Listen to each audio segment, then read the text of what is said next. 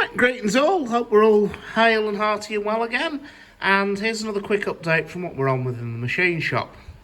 A job that has started recently is the lads, they're putting stuff back together. They've started to look at some of the small motion on Eric. This is part of it, and they've discovered that some of the bushes need renewing. For anyone unfamiliar with the wear allowable on bits of a steam locomotive, you shouldn't be able to do that with the pin in the bush. You shouldn't really be able to do that either, but you certainly shouldn't be able to jiggle it backwards and forwards that much. So there's various bits of small motion like that, which the lads are now starting to strip off and are coming in here for new pins and bushes as required. Another thing that happened, some of you may have seen a couple of weeks ago, a video went up by Marcus Aldrich saying that anyone who wanted to come and volunteer in the machine shop was more than welcome. And the first of our new volunteers, Brian, came in last week. Smashing bloke, and we got on very well indeed. He's made a start, and as well as various small turning jobs, he's also started making a start on some batches of spare gauge frame fittings. So what we're going to end up in the end is something, well no, let's correct that. What he's going to end up in the end with is something that looks like that. So we've got various blanks that are roughed out, and he's also started on some smaller blanks which will yield the smaller plugs like those. So there's a couple more people interested. There's a couple more hopefully coming in next week. And so Marcus's video has been absolutely brilliant. It seems to have raised our profile quite a bit. So cheers for that, Marcus. Spot on as always. And yep, if you want to come in and get your hands dirty, give me a shout. Drop Nick Simpson an email at nick.simpson@nymr.co.uk. And as I said in the video, I will run out of jobs. Sorry, I will run out of volunteers long before I run out of jobs. Right, well, the second bit of this video is going to be something a bit different. But to be honest, the only other job that's gone through the workshops this week has been a set of rod brasses, and there's only so long I can talk about rod brasses and fits and all the rest of it before people start, well, quietly nodding off, if I'm brutally honest. Hell, I start nodding off. So what we decided to go for was something completely different in a series. Number one, the lathe. What I thought might be quite interesting to do is actually look at the history of some of these machines, what they do, where they came from, and some quite interesting little bits and pieces that pop up. Now, the lathe is actually one of the oldest machine tools in existence. There's evidence of, certainly pictures of lathes going back to Egyptian times. There's archaeological evidence of turned items going back to before that. But these early lathes weren't the sort of thing like the Harrison, no. These were pole lathes, wood-turning lathes.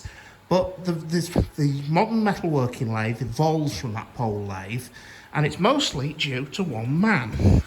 That man is Mr. Henry Maudsley. Now, he invented quite a lot of the refinements that go onto the modern lathe, but he was also responsible for training an awful lot of people.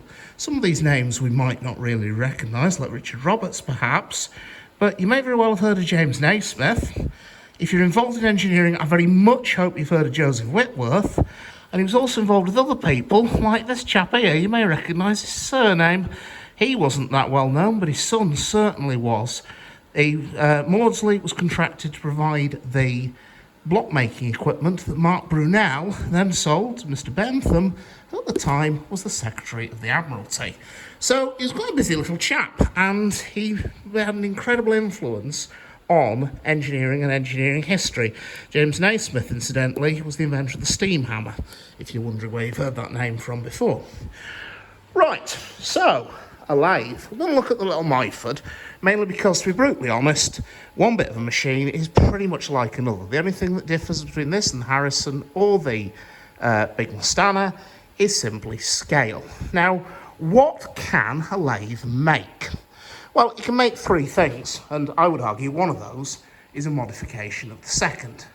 It can make cylindrical objects, it can put a screw thread onto said cylindrical object, and it can also make flat surfaces. How do you make flat surfaces on a lathe? Well, it's quite simple, really. This will also be the first time I venture around the front of the camera, and if this doesn't work, possibly the last as well. Right, what we have is, we have a piece of brass. It's actually an offcut of a washout plug in the chuck. If I start the chuck spinning, carefully bring the tool into contact, Well, cut off. If I now then take what we call facing cut across the face of that material, we will end up with a flat surface. This is where the lathes come in immense. So what you effectively do when you work stuff on a lathe is you're taking these three things, a cylinder, a flat surface, and or a screw thread, and you'll use that to make an incredible variety of components. And if we look, there we are, one flat surface. Complete with tools isn't quite set to centre height because there shouldn't be that pip in the middle. It should be flat, trust me. Okay, right. So, what are we looking at on a lathe? Well, what's the major difference between this and a wood turning lathe? The major difference, as my old boss said to me once, is you use a cutting tool, not a chisel, lad. Basically, the major difference is this carriage here and what was known when they were developed as the slide rest. The idea is you have your cutting tool here, which is a piece of high-speed steel. It is rigidly clamped to this slide here. This slide is in turn moved by a very accurate lead screw, both longitudinally and across. Okay, so that way you can move that tool very accurately, unlike on a wood lathe where it relies on the skill of the operator to manipulate it, and so it can be used to machine sizes very accurately. The other thing is screw cutting. If you look at the front of the lathe here, well, let's actually start from the very beginnings because it's probably easier this way. The lathe itself is a bit like a building. The foundation of it is this lump here. This is the bed, big lump of cast iron. Its top surfaces are machined very accurately, usually ground, to give a surface for the carriage. That's this. The tailstock to ride on, and it's also the surface that the headstock here mounts onto. The headstock is the powered spindle. The major thing to remember is in a lathe, it's the work that turns. In a mill, it's the tool that turns. So you've got your chuck here. The spindle is driven by a series of belts here, which go down to an electric motor down the back of the machine. Okay.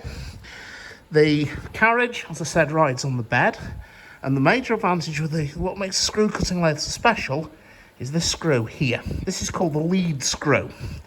Now, this screw is driven through this gearbox here and through a gear train here from the spindle. So when the spindle is turning, you'll see the lead screw turns as well. Now, if I then push this lever down here, this engages what's called the half nuts, which ride on that lead screw. So if I push that lever down, you will see the carriage now starts to move. Now that carriage is moving in synchronization with that spindle. So if I have a screw cutting tool as opposed to the normal knife tool in the tool holder, it will cut a screw thread. Now here's a little mind twister for you. I cut a screw thread because this thing's got a lead screw on. How were the first lead screws cut? It's a bit chicken and egg. The very simple answer is the first lead screws that were cut, what they would do is they'd take a piece, a plain round steel bar, and they would have a cutting tool. We'll use this a bit similar, and they would angle that cutting tool until it matched the thread angle that they wanted to cut. They would then offer that tool up to the bar, and because that bar's spinning and because the angle the tool's cutting at, it would actually feed itself along. And so that way, that's how you cut your first lead screw.